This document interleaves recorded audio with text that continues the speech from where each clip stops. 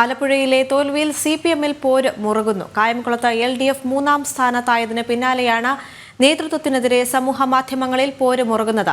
CPM പ്രവർത്തകരുടെ കായംകുളത്തിന്റെ വിപ്ലവം എന്ന ഫേസ്ബുക്ക് പേജിലാണ് വിമർശനം. കായംകുളത്തെ പരാജയത്തിന്റെ കാരണങ്ങൾ സംബന്ധിച്ച് തലപോയിക്കേണ്ട കാര്യമില്ലെന്നും എല്ലാം നേതൃത്വത്തിന്റെ അറിവോടെയാണെന്നുമായിരുന്നു വിമർശനം.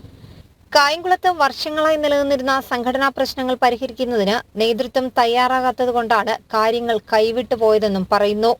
നേതാക്കളുമായി ബന്ധപ്പെട്ട് ഉയർന്നുവന്ന ഗൗരവമേറിയ അഴിമതി ആരോപണങ്ങൾ പൊതുസമൂഹത്തിൽ പാർട്ടിക്കെതിരെ അവമതിപ്പുണ്ടാക്കി. പാർട്ടി ഏരിയ സെക്രട്ടറി പുള്ളിക്കണക്ക് ബാങ്കിൽ നടത്തിയ ക്രമക്കേടുകളും മദ്യക്കച്ചവടക്കാരിൽ നിന്നും കൈപ്പറ്റിയ അഴിമതിപ്പണവും കൊട്ടേഷൻ സംഘങ്ങളുമായുള്ള ബന്ധങ്ങളുമെല്ലാം സാധാരണ ജനത്തിന് പാർട്ടിയിലുള്ള വിശ്വാസത്തിന് മങ്ങലേൽപ്പിച്ചതായും പറയുന്നു.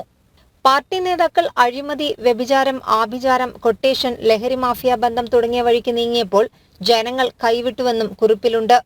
നേതാക്കളുടെ പേരെടുത്തു പറഞ്ഞായിരുന്നു വിമർശനം. പാർട്ടി ഏരിയ കമ്മിറ്റി അംഗങ്ങളായ അമ്മയും മകനും BDJS നേതാക്കളുമായി ചർച്ച നടത്തിയെന്നും പാർട്ടിക്കെതിരെ നീങ്ങിയ അമ്മയ്ക്കും മകനുമെതിരെ വിമർശനമുയർന്നപ്പോഴും നേതൃത്വം അവരെ സംരക്ഷിച്ചതായും ആരോപണമുണ്ട്. ചില നേതാക്കൾ തെരഞ്ഞെടുപ്പ് പ്രവർത്തനം അട്ടിമറിച്ചുവെന്നും ലോക്കൽ കമ്മിറ്റി അംഗങ്ങളടക്കമുള്ള പാർട്ടി പ്രവർത്തകർ സമൂഹമാധ്യമങ്ങളിൽ പങ്കുവച്ച കുറിപ്പിൽ പറയുന്നു. ജനം, ആലപ്പുഴ.